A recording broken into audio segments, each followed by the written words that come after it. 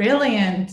Well, welcome to Afternoon Tea. I'm Dr. Linda, emergency medicine physician from Sheffield, and I'm here with my lovely co-host, Dr. Erica, who is a GP from the West Midlands, and we are both lifestyle medicine physicians. If you haven't met us before, please introduce yourself in the chat below and let us know what is your favorite hot cup of tea. We host Afternoon Tea every Sunday at 5 p.m. UK time, where you can connect with the world-renowned experts. And we share 3 actionable takeaways that you can implement in your life right away to start achieving your health goals. You can chat directly with our guest experts here on Zoom, or follow us live stream via Instagram, Facebook, and on YouTube. We are working with our guest today, Dr. Hans Diehl, to bring you a book on lifestyle medicine 101. It's called U-Turn to Turn Your Life Around, which all of you who have registered today will have access to after the second talk on the 20th of June. If you're ready to implement your life goals, join our free membership on our website to be part of our supportive communities to set you up for success. Today, we have the honor to be joined by the stimulating, motivating, and dynamic Dr. Hans Diehl. Chosen as one of America's 20 superheroes of the health movement, Dr. Hans Diehl is the founder of Lifestyle Medicine Institute in Loma Linda and a clinical professor of preventive medicine at the School of Medicine of Loma Linda University, California. Offering more than 30 years of leadership in the fast-growing field of lifestyle medicine, his pioneering efforts as an epidemiologically trained lifestyle interventionist with the Complete Health Improvement Program, CHIP, and its more than 85,000 graduates have consistently shown how simple lifestyle changes can prevent, arrest, and facilitate the reversal of many of our largely lifestyle-related chronic diseases. The clinical results of his research have been published in more than 45 peer-reviewed medical journals. And his books, Health Power, Dynamic Living, Take Charge of Your Life, Your Health, and U-Turn, and the Optimal Diet Cookbook have been translated into 36 languages with more than 2 million copies in circulation. And here is a powerful excerpt from his book, U-Turn. Consciously or unconsciously, most people make sacrifices of some sort. Unfortunately, in the process and all too often, they sacrifice health, family, and other priceless possessions in order to gain the transitory pleasures of wealth, power, status, or fame. And yet, in the end, many discover that the only true wealth is resilient health. While some may argue that health is not everything, yet without it, everything is nothing. Welcome, Hans. Welcome, Hans. Thank you so much for joining us today. Perfect. That's it? Yes, we're in business. Okay. Well, thank you for your welcome. I'm delighted to be with you today. You are 2 amazing board-certified lifestyle medicine specialists. And I tell you, I've been very moved by your unusual devotion of bringing these Sunday programs to the attention of your audience, and to also have succeeded bringing some of the foremost medical leaders in the lifestyle medicine movement to your audience. I mean, this is a big accomplishment. And I just want to affirm that the lifestyle medicine movement has recognized the need for going beyond the mere management of the symptomatic treatment of these chronic diseases. We need to do more in medicine than just passing out pills and performing procedures. We need to reach the causes of these modern killer diseases, which now represent 70% of all of our deaths here in America and also in the UK. And these diseases have now gone worldwide. It's a global epidemic, and they relate largely, according to the lifestyle medicine movement, to the habits that are being promoted in our society worldwide. habits drive disease. And so today I want to talk to you a little bit about some of the causes that we perhaps have to ascribe to this emerging epidemic of chronic diseases. And my focus today will be on the role of diet. There are many factors that contribute to this disease epidemic, but I want to focus on perhaps one of the largest and most prominent factor, and that is the role of diet in the etiology of circulation-related chronic diseases. Now, what people sometimes don't realize is that we have not always had these chronic diseases. Here you see a textbook, a medical textbook by Sir William Osler, published in 1920. It says, you can expect one heart attack a year in an average hospital in an average sized town. How many heart attacks a year? One. One a year. I mean, when they had a heart attack, they would call all the medical students and all the doctors wondering what this unusual cause of death was, because they'd never seen this before. And yet today, the number of heart attacks in the United States is 3,000 a day, with cardiovascular disease being responsible for every third death. This is an incredible change in the rate of heart disease, from almost zero to 3,000 heart attacks a day.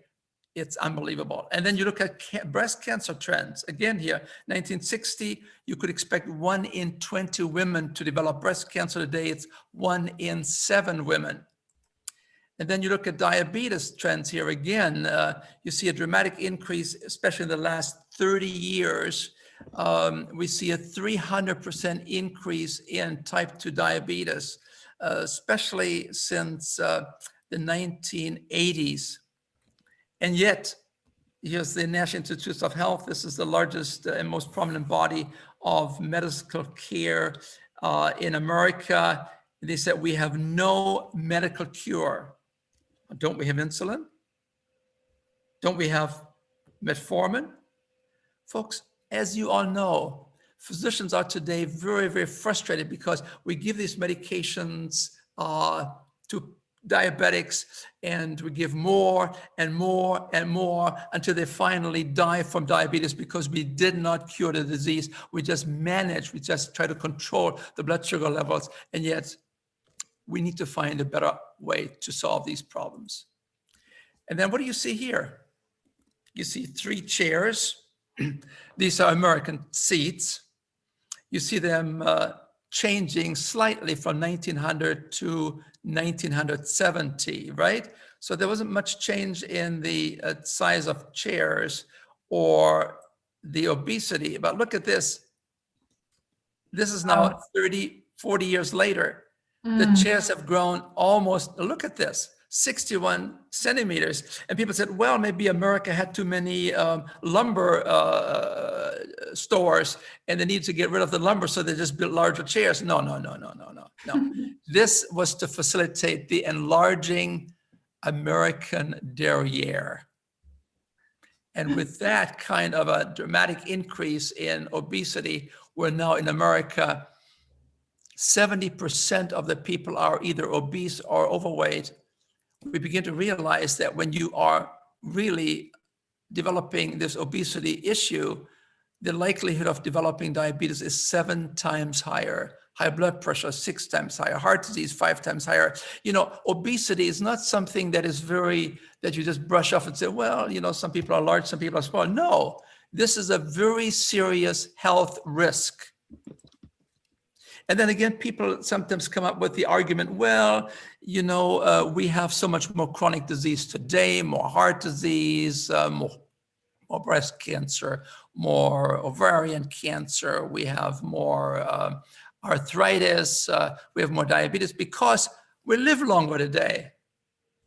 Well, you know, it's true we live longer today than 100 years ago, but the reason is that we had lower death rates from neonatals. This is the reason why it seems that we live so many more years today than 100 years ago, but actually we haven't really changed all that much. We've probably added Adults have probably added 6 or 7 years more in the last 100 years. And in those days, we had no medical care system. Today, we have the most sophisticated, high-tech medical care system, and yet we may have only added 6 or 7 years. And many of these years are spent in nursing homes and in invalid state.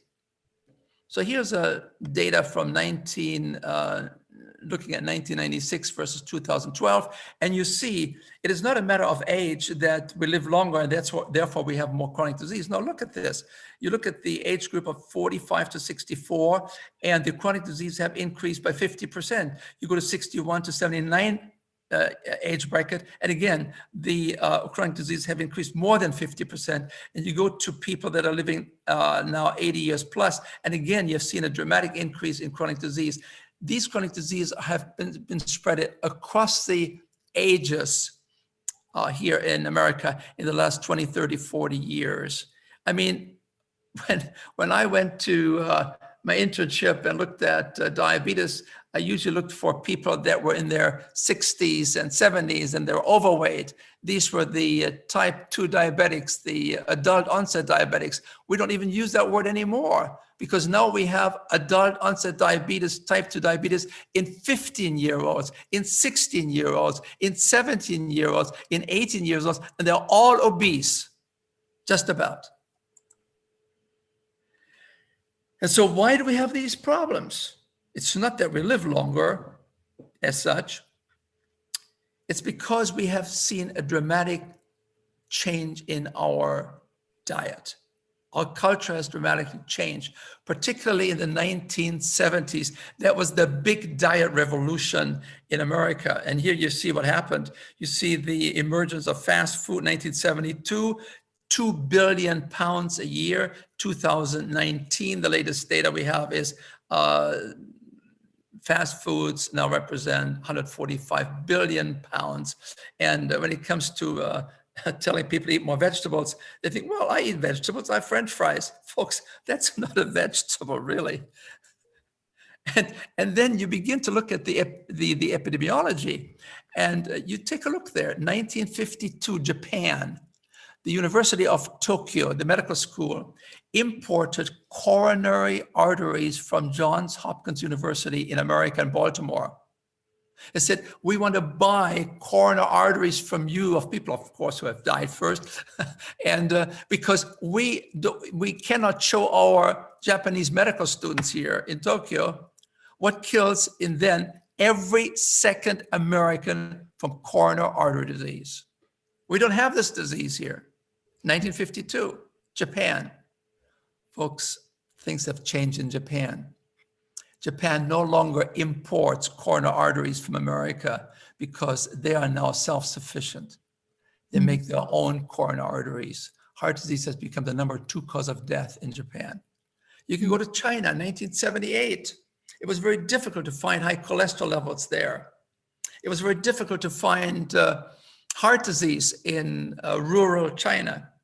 All of that has changed now. Now you go to Beijing, in particular, some of Shanghai, some of the big centers, Hong Kong, and the rates are just about as high as what we have here in America. And the cholesterol levels are just about comparable to what we have in the UK. Things have changed because we brought the Western culture, the Western diet into these countries. 1991, Lithuania, a small country that was dominated by the Soviet Union. 1991, they kicked out the Soviets, the Russians were kicked out, and Lithuania became independent again. And so what happened? They kicked out the Russians and they brought in the West. And then with the West, they brought in particular, all the Western food. I was there, I couldn't believe it. I drove into the gas station to get some gas, and the man pumping the gas said to me, well, actually, we don't make our profit here from selling gas. You want to come inside and take a look? And there he was, M&Ms, chips, Coca-Cola, Red Bull. It was as if I was in an American store. And with that, in Lithuania, you have seen the death rate from heart disease double in the last 30 years. Is there a relationship between diet and chronic disease? I was in Saudi Arabia, and I couldn't believe the long lines in front of the McDonald's. And I saw also the obese children there, and women obese, men obese. I mean, I've never seen so many pregnant men in my life as when I was in Saudi Arabia there. I mean, there is a direct relationship between diet and disease. And here you see a very summarizing slide. Take a look at this. The green color on these bar graphs shows the amount of starchy foods eaten. You notice there when the income level in a society is fairly low on the very left side, most people live on unrefined complex carbohydrate foods. These are starchy foods like whole grains, not white flour, whole grains. They live on potatoes, not potato chips. They live on brown rice, not white rice. And please also note, the content of protein, the blue color there, is always adequate as long as people have enough calories. And then down below, you see the yellow colors. This is sugar and some fats. That's the diet that you find in societies where you also cannot find chronic diseases such as atherosclerosis-related, circulation-related diseases. But then, as you shift towards the right-hand side, you see the GDP, the gross domestic product, the income now increases in a society, and a society begins to change. It no longer eats brown rice, it begins to eat white rice. It no longer eats potatoes, it eats now potato chips, and everything moves to the right-hand side. And then on the very right-hand side, you see the American diet, which is exported all over the world. And what you see here is, you see most of the calories come from fats, animal fats and vegetable fats. And then you also see the yellow colors, and then you have sugar. The American diet is basically sugar and fats, and then a very small portion is starch, and that starch does not come from unrefined whole grains. No, no, no. This comes from white flour products like pizzas and cakes and pies. And then you also see a dramatic increase in the consumption of protein. Animal protein has increased dramatically in the diet in the last 30, 40, 50 years. This is then one of the powerful relationships between the income of a society and the move towards more refined, engineered products coupled with a carnivorously oriented diet. Just to give you some idea. Here you see the shift that began in the 1970s, in particular in America, and then has gone around the world. You see the consumption of sugar, 1825, 2 teaspoons per person per day. Now in America, 30 teaspoons per person per day. And most of it, of course, comes from these soft drinks. Every can is 10 teaspoons of sugar, and the average family in America consumes 4 cans. Well, actually, it's 40 cans a week.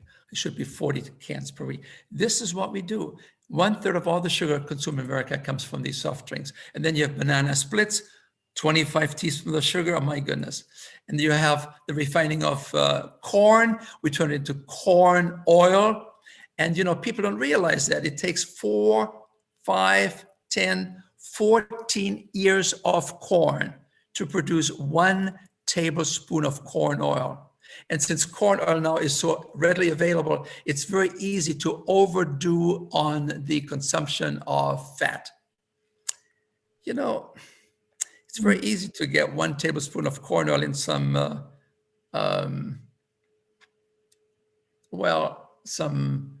any kind of a dish. But, you know, if you would have to eat 1 tablespoon of corn oil equivalent before it was extracted from the corn ears, imagine you couldn't eat 14 ears of corn, could you? But you can easily consume 1 tablespoon of corn oil because it's now refined. And so refined in corn chips. Just look at this. This is 250 grams of corn chips. It's almost 1,500 calories. That's almost half a pound of fat that you add to your body. And take a look at the same time.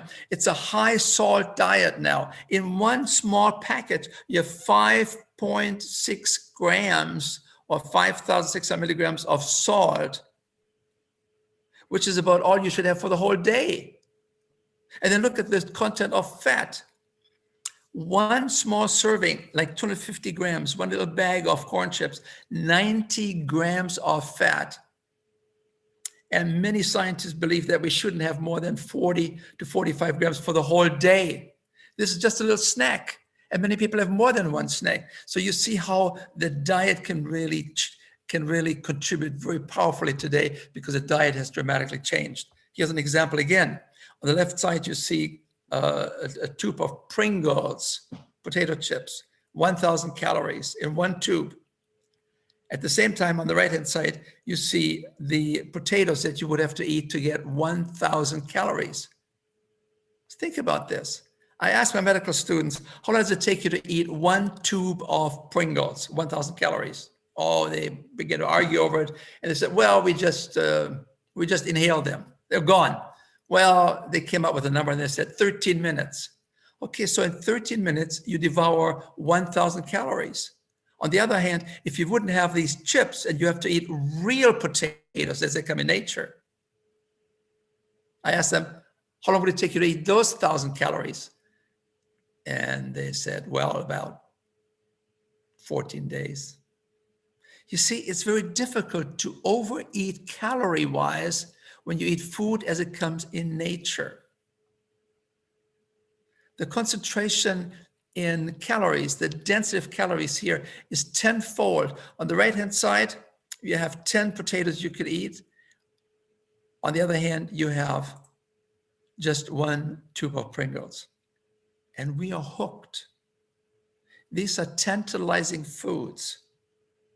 These are foods that hijack our pleasure centers in the brain, so that you cannot say, I just have one donut, you got to have more. You cannot have you ever tried to eat one Pringle, one chip? You can't.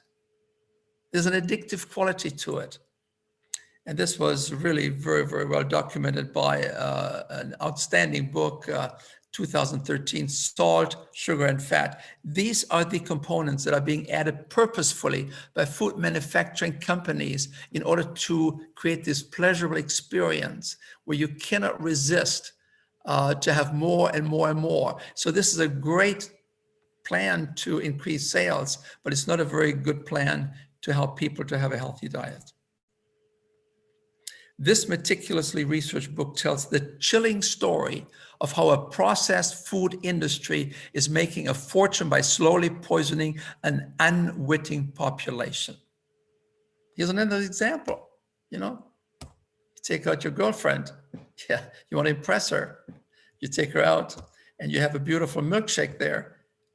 And hey, that's 2,000 calories. What are you doing? That's enough for a girl, for a young lady to have enough calories for the whole day. What are you trying to do? Fatten her up? Hello? This is basically sugar and fat. 2,000 calories. This is what we do. We concentrate the calories.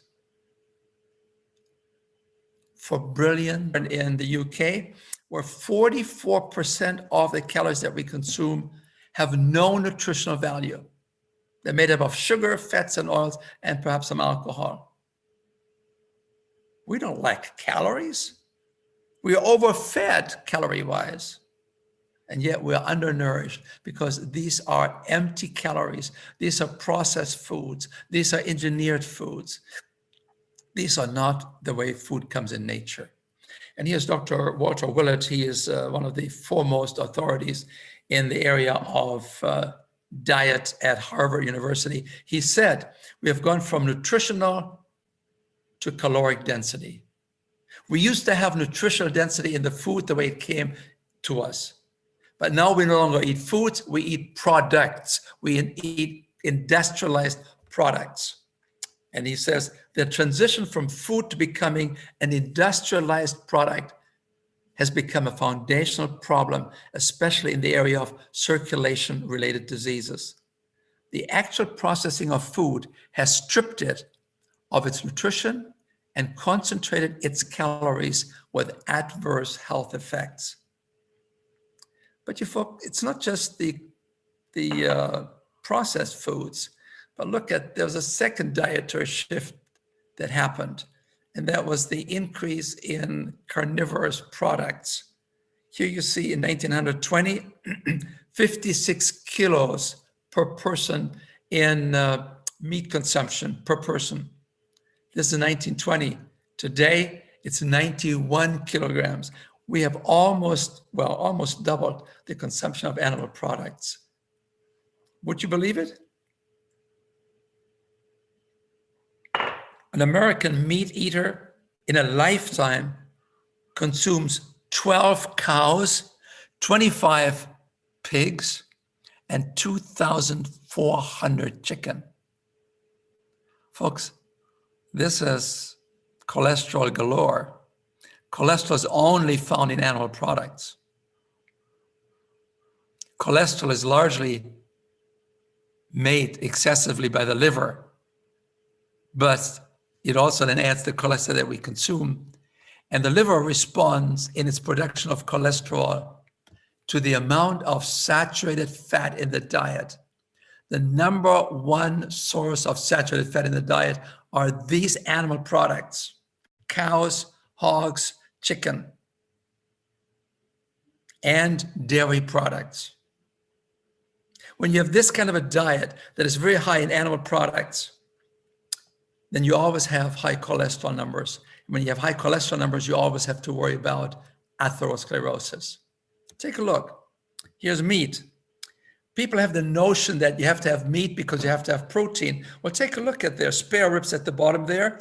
That's 20% protein, but it's 80% fat. These are not high protein foods. These are high fat foods. Look at sirloin steak. That's 75% fat. It has no fiber. It has none of the phytochemicals that you find in food, usually only in plant-based diets. And we estimate there are probably 100,000 of these phytochemicals, these micronutrients that the body loves to have to be properly functioning. There are none in these animal products. Here's Dr. William Connor. He said, 75% of the fat that we eat is actually very well hidden. And then he said, did you know that you have some chicken that you buy extra crispy that has 18 pats of butter? Where does all that fat, that dietary fat, come from? Number one source, meat, poultry, and fish. But then you also have to be concerned about salad oils and shortening, extracted oils that are, again, an industrialized product of the last 50, 60 years. And then you look at processed meats, you know, salamis and hot dogs. I mean, look at the hot dog at the very bottom here. We are listed as sausage. A hot dog is 15% protein, but it's 85% fat. Folks, I mean, you might as well eat Vaseline. That's 95% fat. I mean, come on. I mean, these are high fat products. I mean, we have to recognize that. When you have that luncheon meat, when you have this bologna, when you have the salami, these are all high fat products. These are not high protein foods. And moreover, listen to this.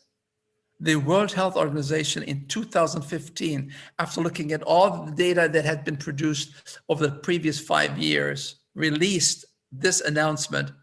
The WHO, the World Health Organization, declared processed meat a group 1 human carcinogen, cancer-causing products just like tobacco, asbestos, and diesel fumes. Folks, processed meat, not the way to go. And look at dairy foods. Here again, you look at cheese. Cheese is 71% fat. And most of the fat in cheese is saturated fat. Again, you see the dramatic increase, especially since the 1970s. Why do you think that happened in the 1970s? How come we have this dramatic increase in the cheese consumption? Because the American people recognized that the saturated fat content of milk was not in their best interest to avoid heart disease. So they began to opt for low fat, and fat-free milk. And what do you think happened to the fat that was skimmed off? Yeah, we turned it into cheese. So now we have seen the dramatic increase, 10-fold increase in the consumption of cheese from less than 2 kilos now to 16 kilos per person per year over the last 100 years. And today, cheese has become the #1 source of saturated fat, which drives the liver in the production of cholesterol. So here's a look at the famous American diet that everybody envies. Everybody wants it. It's tasty, it's seductive, it's brilliant in taste. Give me more. Yeah, here you see it. This is the typical American diet, which is probably not that different from the UK diet. 55% of the calories come from refined and processed foods, 55%.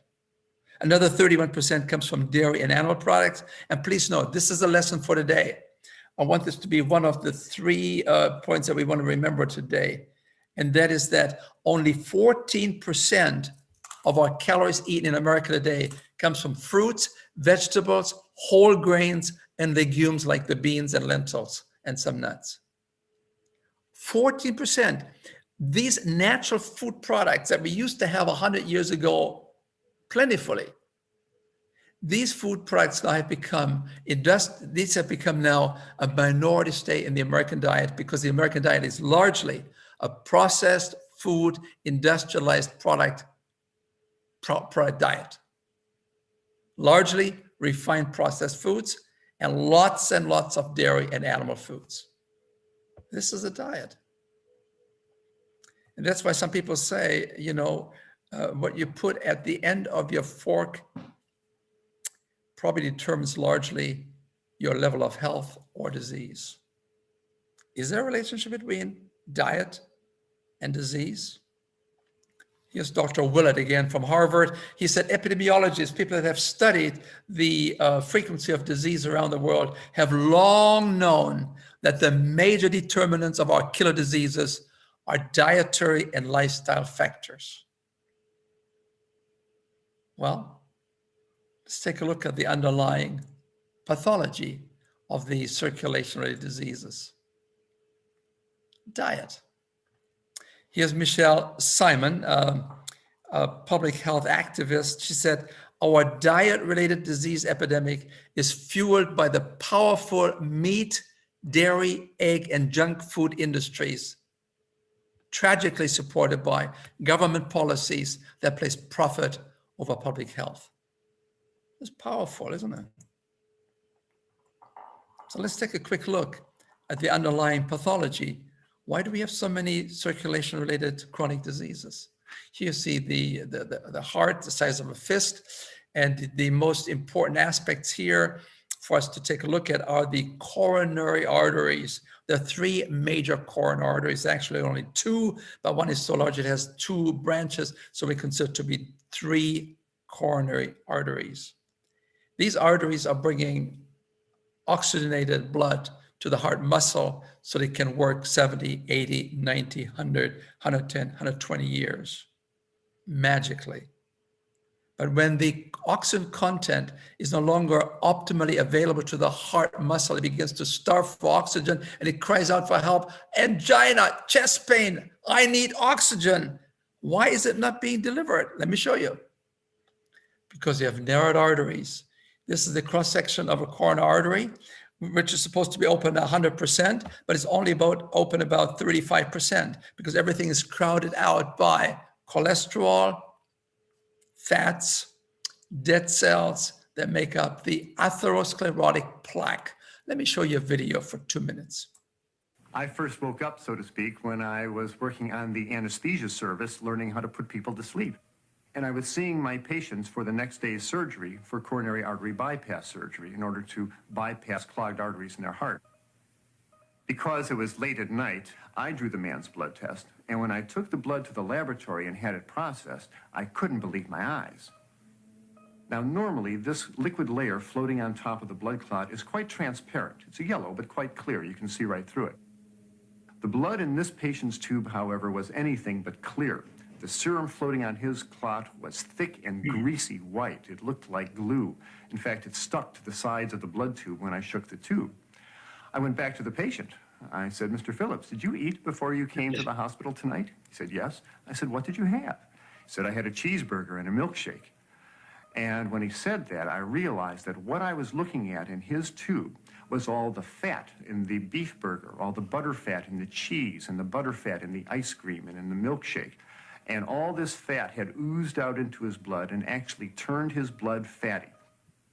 Well, 30, 40, 50 years of keeping your blood very fatty creates changes in the blood vessels that are very dangerous. Over the years, arteries can become clogged with fatty material. Then a blood clot can form, blocking the blood flow completely. If the artery leads to the heart, the lack of oxygen can cause heart muscle to die. That's a heart attack. If the clogged artery leads to the brain, the patient has a stroke. The next morning, we took Mr. Phillips to the operating room, and I put him to sleep, and the surgeon opened up his chest. And from these arteries, he began pulling out yellow, greasy deposits of fatty material called atherosclerosis. Did you see that? Wow, that's an incredible illustration of what's happening. That's incredible. What you saw is the underlying killer process of most of our, if not all of our circulation-related chronic diseases. This is the killer. This is the pathology. This is what relates very closely to the inflammatory processes that are taking place nowadays. Atherosclerosis, a narrowing of the lumen of the vascular structures in the body. You see, here you see the cross-section of some of the major arteries in our body. We're born with clean arteries, zero narrowing. By the time we're 20 years of age, we already have 20% narrowing and infiltration of these plaques you see here.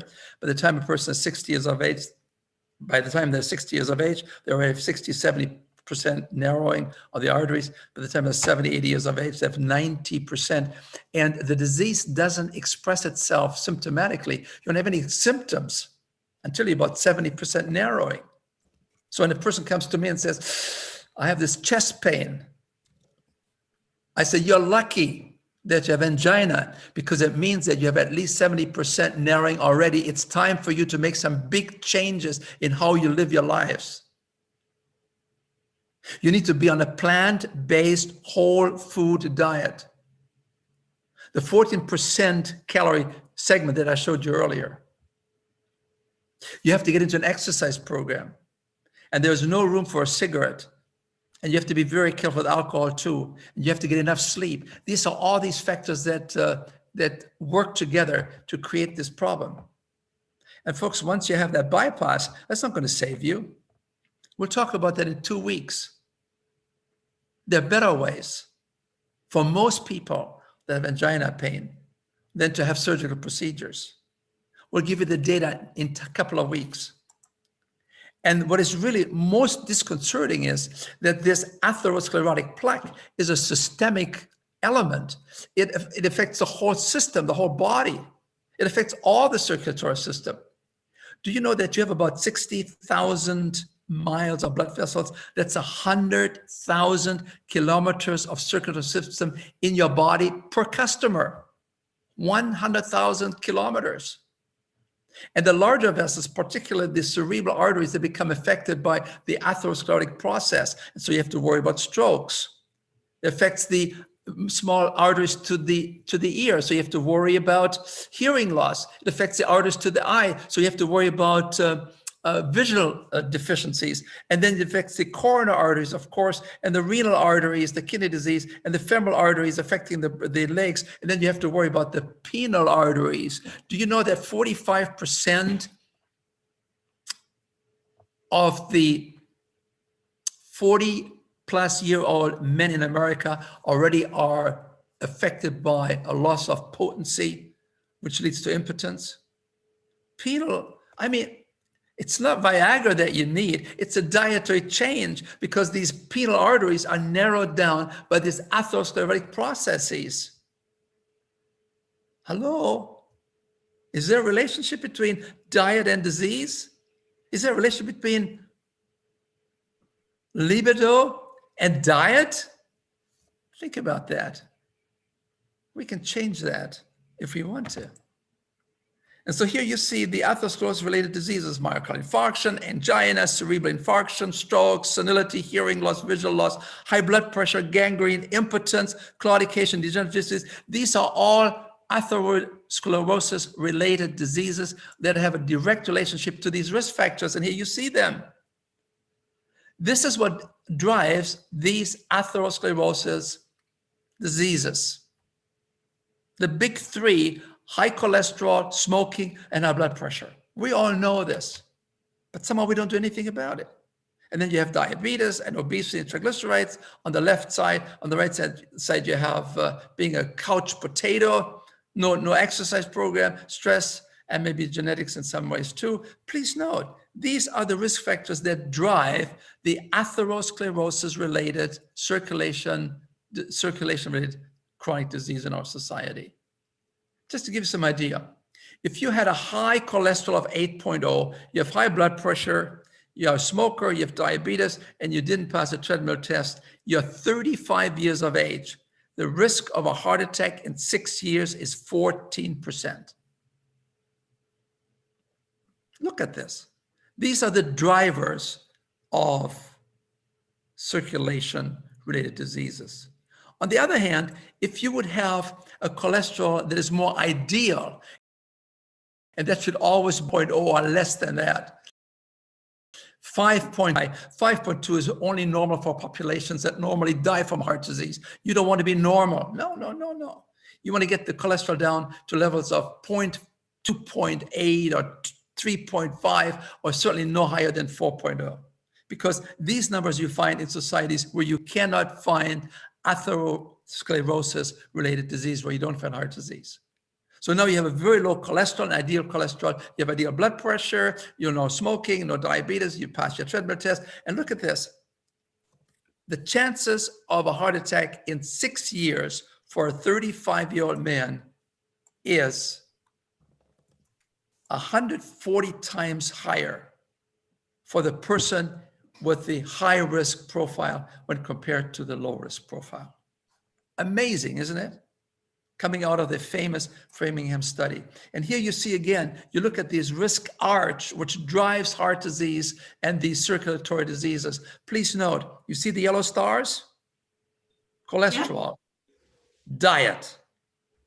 You can lower the cholesterol in 30 days by 30% just by making some dietary changes. High blood pressure. Most people that have essential hypertension can be off their blood pressure pills in 30 days to 6 weeks, as we have demonstrated over and over again by making some dietary changes, especially in the amount of sodium, which is so high in our Western society, and losing some weight, getting into an exercise program. And then you look at diabetes. Diabetes can be easily changed. I mean, we see within 3 to 4 days after dietary change, a reduction in blood sugar levels. We'll talk about that in our next lecture in 2 weeks. Diabetes is largely reversible. Amazing. Medication is not going to reverse the disease.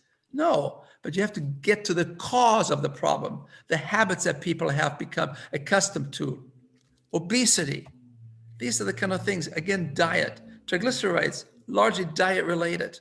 So we need to really begin to understand that diet and chronic disease are directly related. Here you see what happens when you have high cholesterol numbers. This is a study on 350,000 people, multi-billion-dollar study, one of the best studies ever done, published in the Journal of the American Medical Association. They found the higher the cholesterol, as you can see, from 3.2 up 8.4, the higher the cholesterol, the higher the death rate from coronary disease. Please note, if you go from a low cholesterol to a high cholesterol, you have from 4 to 18. You have a 4-fold increase in the death rate from coronary disease. This is the famous Mr. Fit study multiple risk factor intervention trial. And the founder, the mastermind, Dr. Jeremiah Stamler, said that probably 87% of all of our major coronary events before 65 years of age could be prevented if we would get our cholesterol below 4.5, we do something about our systolic blood pressure, and we do something about our diabetes and smoking. And he said, even in 1978, it's reasonable, he said, that rich diet is the primary, essential, and necessary cause of the current epidemic of premature atherosclerotic disease raging in countries now all around the world. Cigarette smoking and hypertension, yeah, they're important, but they're only secondary and complementary causes. Here's Dr. Gatto, then the president of the American Heart Association. He spoke before the Senate. They had a hearing in 1977, and he said, in societies with blood cholesterol levels below 4.0, it is virtually impossible to find coronary heart disease or atherosclerosis. We've known these things. They relate largely to the intake of saturated fat and the amount of cholesterol that we consume. Please note, read the last 3 lines on this slide here. Every 1% increase in serum cholesterol increases coronary risk by 2.5 times. At the same time, every 1% drop in the blood cholesterol level, every 1% drop in cholesterol decreases the coronary risk by 2.5 times. What does that mean? Well, let's take an example. Let's say that you have a cholesterol level of 2.5. Well, I'm sorry. This was really now, I should make this, there's a mistake here. This is really the American numbers, 250 milligrams to 200 milligrams. This is probably, let me see, 2.5, 250 divided by 4. Yeah, you go from 6.0 down to 4.8. So you bring your cholesterol number down from 6.0 down to 4.8, which is a 20% drop in cholesterol. That 20% drop will cut your risk of a heart attack by 50%, because you take the percent times 2.5 and you come up with 50%, and you can do this in 30 days. 30 days, just by making some dietary changes. Here's the results from our CHIP program. Please note, people that had cholesterol levels over 7.0, there were 126 people. We dropped in less than 30 days the cholesterol by 20%, just in response to an intensive education program called the CHIP program. And here, again, these are some of the world authorities in atherosclerosis. Dr. William Connor, he said, it's very easy to create heart disease in animals. All you have to do is give them a lot of saturated fat and a lot of cholesterol and lots of coconut oil, which is the most highly saturated fat available today. That's all you have to do. And you can create these heart attacks in monkeys within 19 months. Here's Dr. Castelli from the Framingham study. He said, if you want to create coronary artery disease in monkeys, all you have to do is feed them a typical, I'm sorry to say, hospital diet. Yeah. Medicine has failed to recognize the powerful contribution that diet makes to heart disease. Otherwise, we would not feed in our hospitals patients after a heart attack cheese and omelets and sirloin steaks. No. We have missed the boat there. Please note, this is the summary of some of the best research in the world that shows that probably 70% of stroke, 71% of cancer, 82% of heart disease, 91% of diabetes type 2 could be avoided and prevented if people made some simple dietary changes. Here's some of the top people in the American government said, our nation's largest killer disease are largely lifestyle related. We can prevent them, we can delay them. They're not prevented by vaccines or cured by pills and procedures. They are largely an extension of our health damaging behaviors, our use of tobacco, lack of exercise, and our rich diet. Habits drive disease. But good habits also drive health. Here's the Surgeon General, the highest medical authority in the country, Dr. Everett Koop. He said, and this was in 1988 in a large report, and he said, one personal choice seems to influence long-term health prospects more than any other, what we eat. I want to take you now to Loma Linda. This is where I live. Man, it looks great, doesn't it? Yeah, that's why it looks in the wintertime. There's the medical center, and that's the center of the one of the largest public health studies looking at the relationship between diet and chronic disease. This is Loma Linda University in Southern California, where people usually are long-living people. They're part of the what they call blue zone, where you have the largest group of centenarians. Here is my neighbor, Dr. Wareham, age 104, and you have one of our community leaders here, Marge Jetton, 106 years of age. This was done 5 years. This picture was taken 5 years before they had that age. Dr. Wareham at 97 was still doing coronary bypass surgery, 97 years of age. Yeah, working with some of his former students, one of the leaders in open heart surgery in California for 60, 70 years. He was the chief of cardiology at Loma Linda University School of Medicine. And what do these blue zone countries have in common? They're mostly, there's 5 major areas in the world where you have the most concentration of centenarians: in Japan, in Sardinia, Loma Linda. These are 3 of the big areas. And what they have in common is no smoking, supportive family, and in particular, a plant-based diet. These people are also involved in gardening, and they're outdoor people. When they studied the Adventist population a little bit more closely here in North America, they enrolled 100,000 Adventist people. These are fairly conservative Christian people. They don't use alcohol, they don't smoke, and they consider their bodies to be on loan.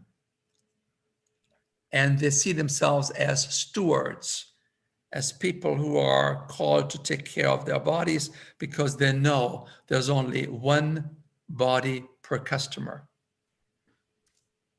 And so they did this big study funded by the National Institutes of Health. The university received millions of dollars for this study. And here's what they found. They have published over 300 scientifically peer-reviewed publications. And they found, this is the first study done in 1980-some. They had 25 people in California. They looked at Adventist versus Californian people. They were all matched in age and income and education and so on. This is a very sophisticated study, and they found that the Adventist meat eaters, you see here, they had only 64% of the average Californian death rates from heart disease. The reason being that Adventists don't smoke. That's probably one of the big reasons there. But then they looked among the Adventists. Some of the Adventists are meat eaters. Some of the Adventists are lacto-ovo-vegetarians. They don't eat meat, but they eat dairy products and eggs. They have 40% of the expected rate of fatal heart disease. And then they looked at the pure vegetarian Adventists. They only had 23% of the expected rate of fatal heart disease. Please note, within the Adventist community here, there's a difference of 300%. Adventist meat eaters have 300% more fatal heart disease than Adventists that are plant-based oriented people. And here you see again, when they compared Adventist meat eaters, the red bar, with Adventist lacto-ovo-vegetarians, the lacto-vegetarians, they're not pure vegetarians, but they're moving in that direction. They only have half the amount of hypertension. They only have 2/3 the amount of arthritis. They only have 2/3 the amount of prostate cancer, and they only have half the amount of colon cancer. What do you think? Moving towards a lacto-vegetarian diet is a pretty good idea, isn't it? And then came the next study that was done in the last 10 years with 96,000 some Adventists in North America. And they noticed, they learned that about 10% of these people are pure vegans, pure vegetarians. And now 30% of these people are lacto-vegetarians, and 10% of vegetarians that eat fish, and 50% of the Adventists are meat eaters. And the government asked, does it make a difference among the Adventists how long they live and what disease they get, depending on their particular dietary program that they're following? And here's what you find. This is now in pounds. You can see the red bar on the left side are the Adventist women that are meat eaters, and they usually weigh about 40 pounds more than the Adventists on the left side in the green bar. These are the vegans. And for men, the same thing is true here. The Adventist men that are meat eaters, they weigh on the average 193 pounds versus vegan 161 pounds, a difference of 30 pounds. So if you wanted to do something about your weight, do something about it by moving your diet. Here you see it now expressed in kilograms. You see the Adventist women that are meat eaters weigh 82 kilograms, the vegans about 64, and for men it's 88 kilograms as meat eaters and 73 kilograms for vegetarians, pure vegetarians. And then they looked at what happened to the development of diabetes in these Adventists, in this large study of 100,000 people. 6.3% of the Adventist meat eaters had diabetes, but only 1.6% of the people had diabetes in the vegan classification. And please note, the further you move gradually towards a plant-based diet, the less diabetes you can find in the population. Let that sink in. Diabetes. And then you go to hypertension. Here again, 19% of the meat-eating Adventists were on medication for high blood pressure, but only 5% among the vegans. And you can see again the stepwise decline in the need for medication for high blood pressure, depending on the diet. And then here you have cholesterol. Again, 15% of the meat eaters have high cholesterol. Many of them are on statin drugs, while the vegans have very few people have high cholesterol problems because they don't eat cholesterol and they're staying away from the saturated fat, which you find concentrated in animal products. Well, the Journal of the American Medical Association in 2017 published a major study. Now, this study doesn't come from some vegetarian publication. No. This is the American Medical Association Journal. Huge study. They found, and they predicted, they're based on their study, that about 48%, that's about half of all the heart disease, cardiovascular mortality, half of all the metabolic mortality coming from diabetes and related problems. Some half of all the cardiometabolic mortality could be avoided. You could cut it in half if people were willing to do the following. Here's what they recommend. Increase the amount of fruit consumed by 3 times. 300 grams a day, they recommend. Increase vegetables and legumes, those beans and lentils, by at least 2 to 3 times. Consume about 400 grams of vegetables and legumes a day. And also increase your nut and seed consumption by about, increase it to 20 grams a day. These are high calorie foods, but they're very nutritious and healthy. And we should have some nuts and seeds every day. And they recommend increase whole grains. Folks, this is not pizza. This is not pastries. This is not cookies. They talk about whole grains, brown rice, barley, millet, wheat, whole grain, multi-grain breads. They recommend it should be increased by 6 times. Eat 6 times more whole grain products than you usually today do. And they recommend 125 grams a day. And then in addition to this, they said, but when you increase these kind of foods to take care of obesity and heart disease and reduce the risk for cancer and diabetes, you also want to decrease meats. Eat no more than 14 grams of meat a day. Folks, you know how much that is? I mean, it's not worth it even, is it? 14 grams. So they basically recommend a plant-based diet. And then they say processed meat, 0, because of the cancer relationship to colon cancer, intestinal cancer. And then number 7, sugary beverages, cut them to 0. Go from 1 can a day or more than that to 0. Delete these soft drinks and also reduce your sodium, the salt intake, to cut it just about in half. If you were going to do these simple things like increase fruits, vegetables, and whole grains and legumes, and eat some extra nuts and seeds a day, and be careful with your meats, processed meat in particular, and sugary drinks and sodium, they predict that based on their model, that probably 48% of all the mortality from cardiovascular and metabolic disease could be avoided. And this is what we recommend.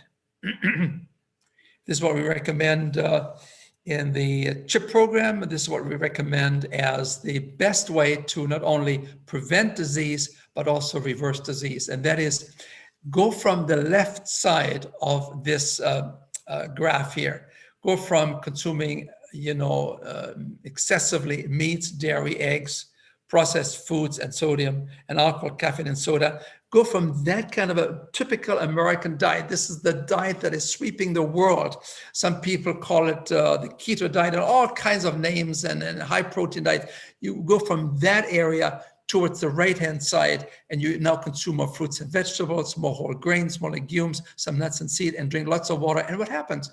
You move you move from the left side, where you have the worst health outcomes. This is disease-ridden society right here on the left side, deep red. You move towards the healthier societies where you cannot find many of these chronic diseases because these people don't have the money to turn good products into industrialized products.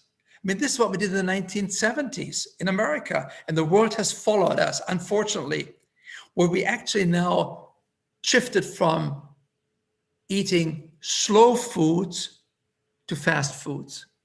In the 1970s, the change began from eating at home to eating out. We shifted from eating potatoes to shifting potato chips.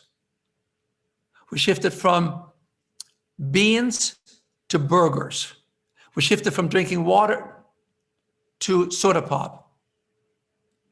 And with these kind of changes, you've seen a dramatic increase in the incidence rate of chronic diseases, just as we saw in Japan in 1952, what we saw in China in 1978, in Lithuania 1991, and in Saudi Arabia in 2000. Epidemiologists are very clear that diet drives disease and health. What are you going to put at the end of your fork? The estimates are very clear. I mean, this is a summary statement from experts in epidemiology, in nutrition, in disease. Experts estimate that in the US, up to 80% of chronic disease and premature death could be prevented by making significant changes in diet and lifestyle. In addition, I'll talk about that in a couple of weeks, we may add 7 to 14 years of living longer and joining the blue zones of the world, where you have more centenarians than anywhere else, and where people live a different lifestyle, where they have simple diets, where they have exercise, where they're usually not smoking, where they're careful with alcohol, and where they follow the concept that simplicity is elegant, and especially simplicity in our foods. So here are the questions.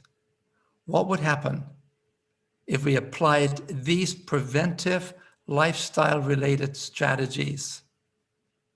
Remember the risk arch, where you change the cholesterol, where you change the blood pressure, where you do the smoking thing, you leave it alone, where you do something about your diabetes and your overweight and your triglycerides and your exercise, and something about your stress. What would happen if you would apply these lifestyle-related strategies to the existing chronic diseases? Dr. Diehl, I already have heart disease. It's too late for me. No. Dr. Diehl, I have already type 2 diabetes. I had it for 10 years. I've been on 150 units of insulin. It's too late for me. No. Dr. Diehl, I'm on 3 medications for high blood pressure to control it. It's too late for me. No. And here's the question then. Could we influence these killer diseases? Could we arrest and disarm and perhaps even reverse these chronic, largely incurable diseases in modern medicine? In high-tech medicine, we have nothing to offer people with these chronic diseases. The best we can do is manage their symptoms with medications and procedures, but rarely turning these diseases around. Do you think we could do that? I'll offer you some solutions. On afternoon tea, June 20. Love to meet you there. I hope that the program that these 2 lovely, devoted lifestyle medicine specialists have started will continue, and that you will spread the awareness that intensive education is available, which oftentimes is not available in medical practices where you have 10 to 15 minutes to see a patient. We need to do something differently, and I make a proposal for you in 2 weeks. Thank you so much. Wow. What an incredible presentation, Hans. We had so many comments, and you have inspired all of our guests. I can say, based on the comments, everybody is ready to take on the fight after this. Thank you so much. What an inspiring talk. I feel honored being part of your afternoon tea. I'm becoming a Britisher more and more. You have definitely taken over the world, and you have offered health to more than 85,000 patients in your lifetime, and so many more that you can't even count. And what an honor to hear this talk and to actually be inspired and feel that energy and that knowledge, and the 2 together can really catapult all of us to make the change that we need to. And you inspire us every single day. Thank you so much. But Linda and Erica, isn't that the purpose? Didn't we choose to become part of the healing arts, to heal people, and to derive our greatest purpose from seeing patients turning their diseases around, as we inspire them, as we motivate them, as we give them a new goal? Because most of these diseases are under our control. The body is designed in such a way that it promotes self-healing.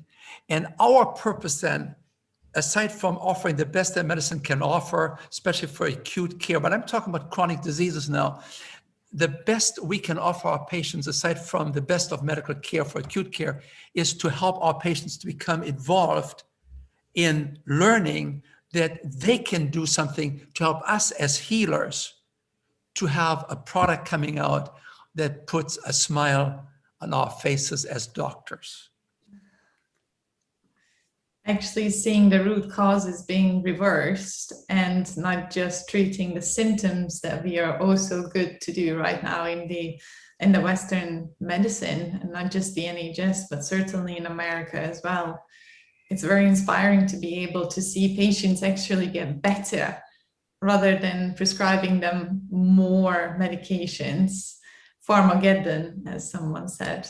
You know, I'm at a medical school here, but I have to tell you, we're doing a very poor job in training young physicians to understand the relationship of lifestyle to chronic disease.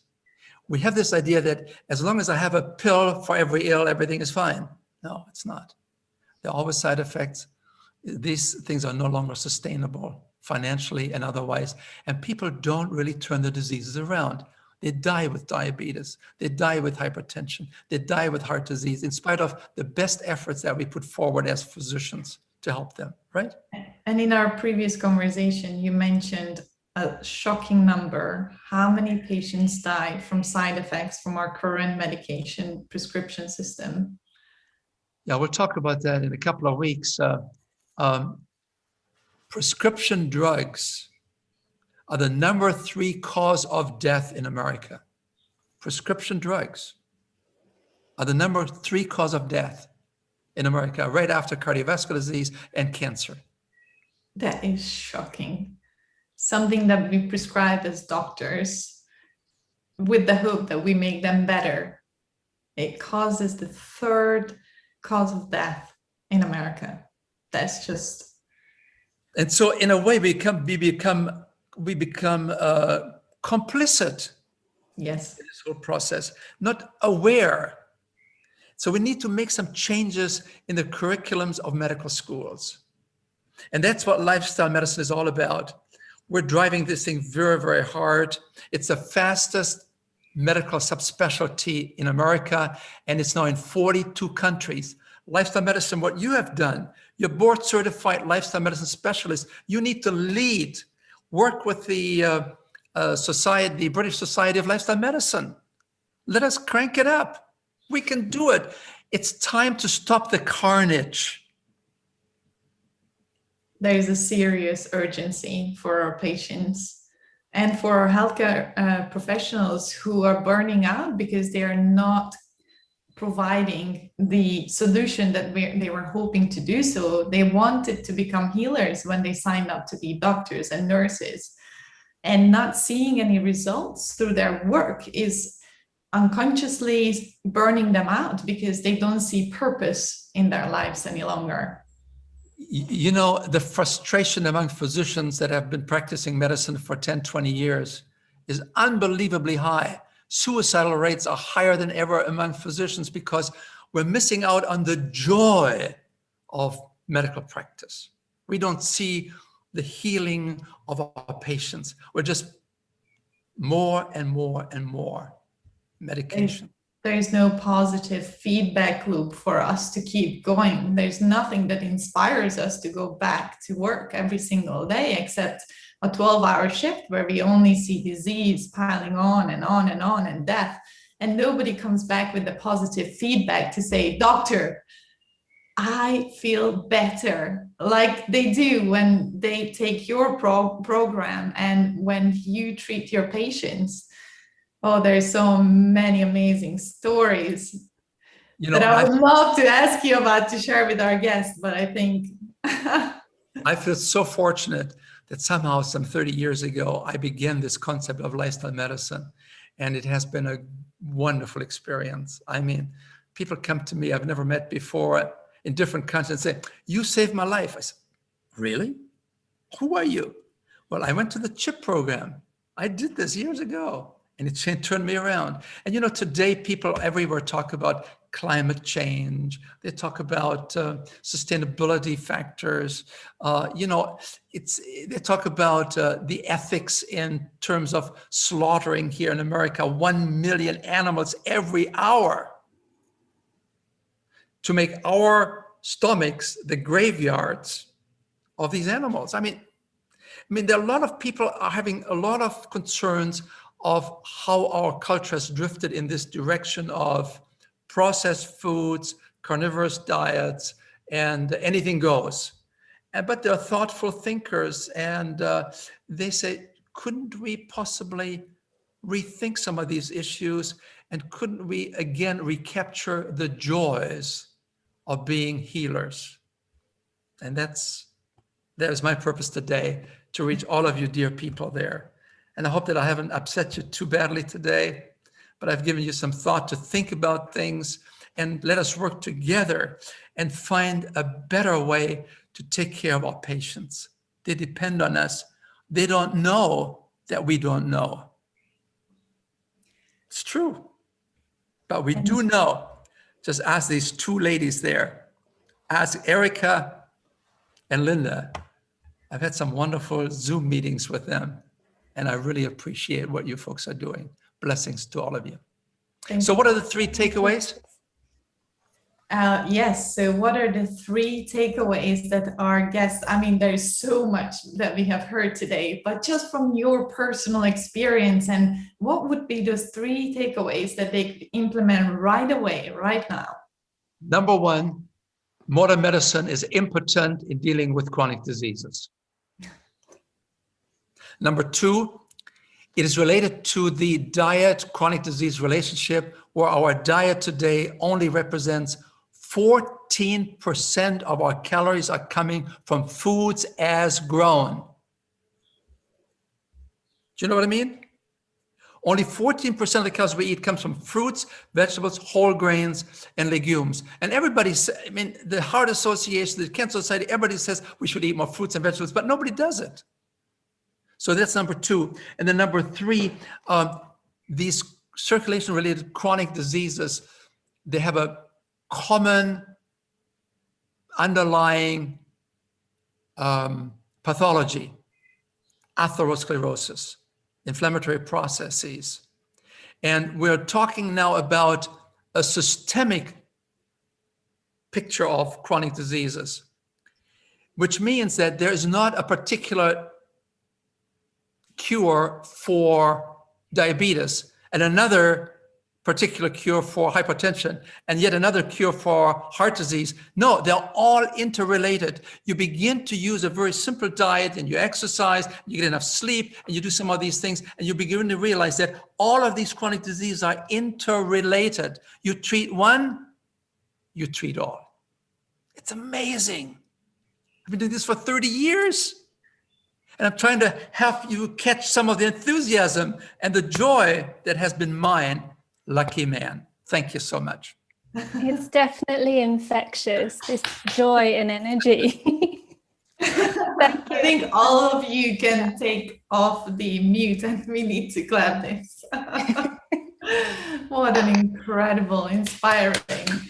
Thank you so much for what you have done for us. Well done. The energy is infectious, absolutely. Dr. Hans, if our audience wanted to connect with you, they can go onto your website, www.hansdiehl.com, which we're just going to put in the chat here. And as mentioned, many of you have asked for more resources on lifestyle medicine, and we are working with Dr. Diehl to create this powerful resource on Lifestyle Medicine 101, which will be made available to you all completely free of charge on our website on the 20th of June, that you can download for both to educate your colleagues and other healthcare professionals, but it's a resource for patients so they can take control of their health. You can hand it out in your GP practice or hand it out to your family and friends who you think could make a good use of it. So do stay connected with us on social media and say hello on Instagram and subscribe to our YouTube channel. But today we sort of focused on fork and knife as weapons of mass destruction. Yes. As being part of the cause of our epidemic of chronic disease. In 2 weeks, I'm going to talk about forks and knives again, but this time as instruments of hope, health, and healing. It's absolutely amazing how you can turn these diseases around, and the process begins within days as people make some changes in their habits. Very exciting. It is super Very exciting. indeed, and the titles are incredible as well. I hope you can all join us in 2 weeks' time to hear Dr. Hans Diehl for his second part of the talk. And as you said, the changes happen so quickly. We don't have to wait a month. We don't have to wait 2 months, half a year. The changes can literally happen within days to a week. People can see dropping in their blood sugar levels, their cholesterol level if they were to do their blood tests, and their blood pressure. So that's incredible. We can't wait to hear about that. Well, folks, you would consider Erica's comments as being hype. They are not hype. We have over 100,000 graduates now from the program, a 30-hour intensive education program for patients with chronic disease. We've published 52 scientific papers in medical journals. Folks, it's not hype. We're not selling anything. We're just selling good health. And we want to inspire you to become the beneficiaries as medical providers, to have the joy of seeing the fulfillment of your dream of being a healer, to turn diseases around in patients that come to you for help. Thank you, Erica. Thank you, Linda. I feel very honored to be on your afternoon tea program. Thank you so much. And Hans, would you have just a few minutes where we go off recording and allow our guests to just ask you a few questions? Sure. Thank you so much. But I only accept easy questions, okay? So we'll stop the recording now.